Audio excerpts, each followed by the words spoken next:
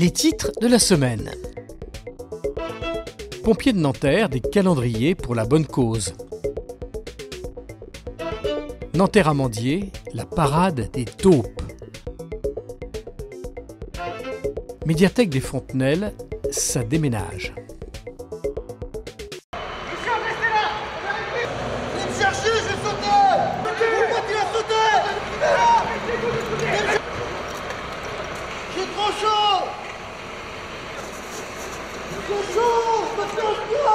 En 2015, les pompiers de Nanterre sont intervenus 7000 fois, soit environ 19 fois par jour, pour porter secours à la population. Le week-end dernier, les pompiers ont parcouru la ville pour vendre 6500 calendriers 2017 au profit d'une association dédiée aux pompiers de Paris. Et les pompiers pour le calendrier? Bonsoir. Bonsoir, ce sont les pompiers pour le traditionnel calendrier de fin d'année. Est-ce que vous êtes intéressés? Tout à fait. À Nanterre, la vente des calendriers représente en moyenne 40 000 €. Elle permet de financer en grande partie les activités proposées par l'ADOSP. L'ADOSP, donc l'association pour le développement des œuvres sociales des sapeurs-pompiers de Paris, qui a été créée en 1945 et dont le but premier était d'aider les orphelins des sapeurs-pompiers de Paris morts au feu. Aujourd'hui, cette association propose des aides sociales comme par exemple des prêts à taux zéro ou encore des aides à l'installation, en particulier pour les jeunes sapeurs-pompiers qui entrent dans la vie active. Les dons en totalité sont reversés à l'ADOSP et l'ADOSP va reverser et répartir équitablement ces dons à l'ensemble des casernes de sapeurs-pompiers de Paris. Pourquoi vous donnez pour le calendrier des pompiers? J'ai une famille donc, de pompiers et de policiers et je sais que tous ces dons-là vont servir donc, à des familles comme ceux qui ont perdu soit un mari, soit un fils. C'est très gentil, c'est la première fois que je vois des pompiers arriver chez moi en plus. Normalement, ce sont les facteurs qui passent. Ah non, c'est pas tous les ans. Ouais, c'est les ans, on passe, voilà. C'est des personnes comme nous, humaines, qui font un travail justement pour aider les autres. Alors pourquoi pas les aider? Pour ceux qui n'ont pas pu se procurer le calendrier, vous pouvez contacter la caserne, 6 rue de l'Industrie. Au début, un peu peur, et à la fin, ils nous ont fait rire. Quand ils descendaient des montagnes, ils se roulaient.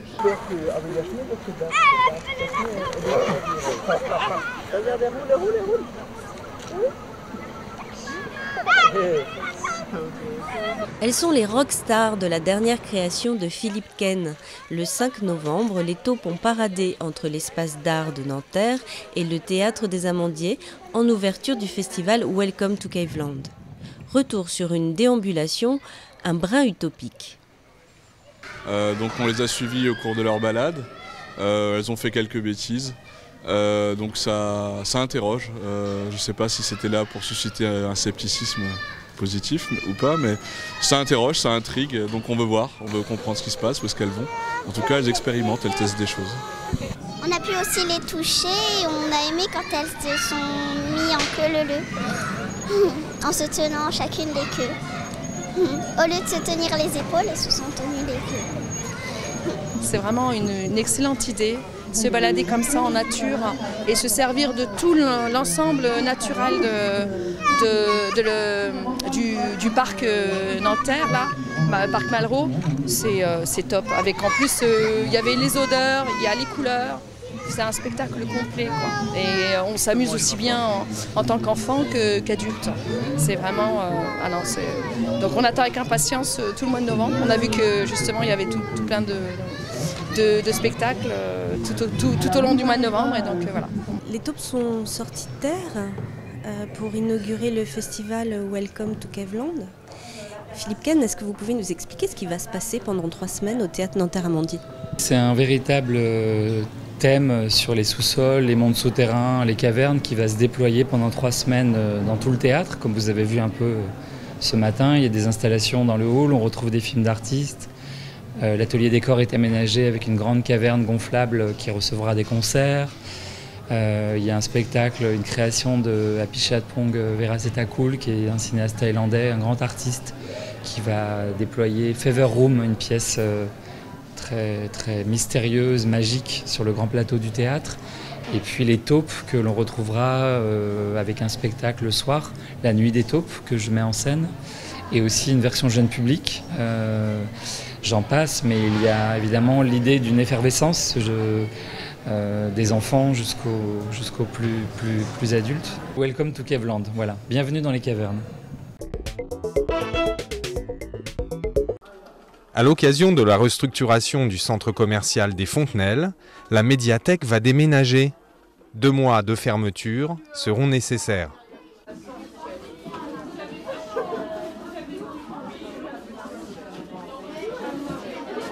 Depuis le 29 octobre, la médiathèque des Fontenelles fait ses valises.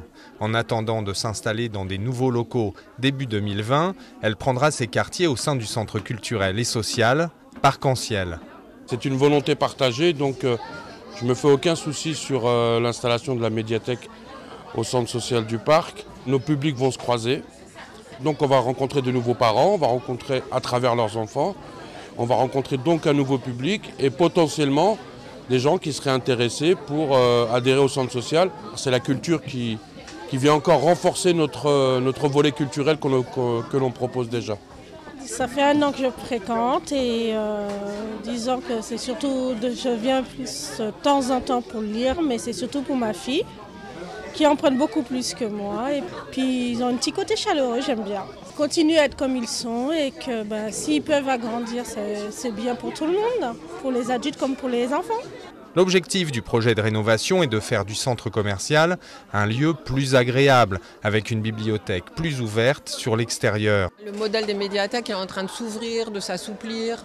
Il y a plein de nouveaux supports, de nouveaux médias qui rentrent dans les médiathèques, les jeux vidéo, le jeu, etc.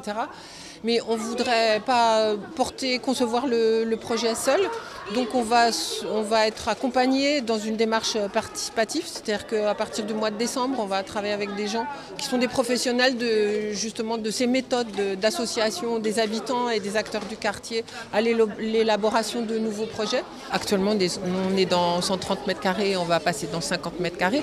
Notre souhait, ça serait vraiment d'être visible depuis la rue, pour que notre offre soit perceptible et que les gens aient envie de rentrer dans le lieu pour découvrir ce qui s'y passe. Un mur d'expression permettait aux lecteurs de dire au revoir à leur bibliothèque, dont ils pourront suivre l'avancée des travaux sur la page Facebook des médiathèques de Nanterre. La suite en bref. Ciné Patrimoine. Dans le cadre de Ciné Patrimoine, le cinéma Les Lumières projettera The Serpent on the Rainbow, un film fantastique sur fond de vaudou de Wes Craven, auteur notamment de la saga Scream. 3 séances sont proposées, jeudi 10 novembre à 20h45, le samedi 12 à 14h et le dimanche 13 à 18h30. Bon film. Festival Les Arènes de la danse et du cirque, 17 au 20 novembre 2016. Pendant 4 jours, le chapiteau des Noctambules va vibrer au rythme d'une centaine de danseurs et de circassiens.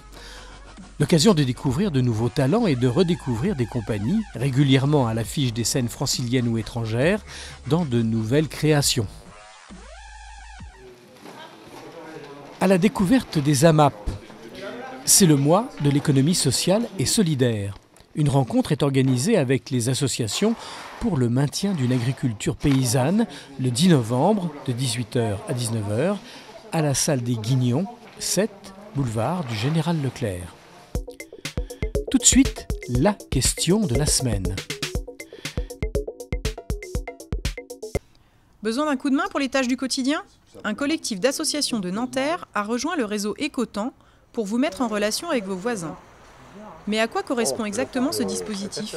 Le principe fondateur de ce type de réseau, c'est 1 heure égale 1 heure, c'est-à-dire 1 heure de cours de piano égale 1 heure de garde de chat. Donc nous, on met en place une monnaie temps, donc une monnaie basée sur le temps, donc qui est équitable, parce que tout le monde a 24 heures dans sa journée. Et ça permet aux gens de faire des échanges. Par exemple, vous allez garder mon chat pendant un week-end, vous allez y consacrer 2 heures, votre compte va être crédité de 2 heures. Et avec ces 2 heures, vous pourrez échanger des services avec d'autres personnes qui appartiennent au même réseau. On espère d'une part que ça va recréer du lien social, faire en sorte que des gens aient donné également du pouvoir d'agir. C'est nos 2 principaux volets. donner du pouvoir d'agir aux gens qui n'ont pas d'argent mais qui ont du temps, donc échanger des services, par exemple de bricolage.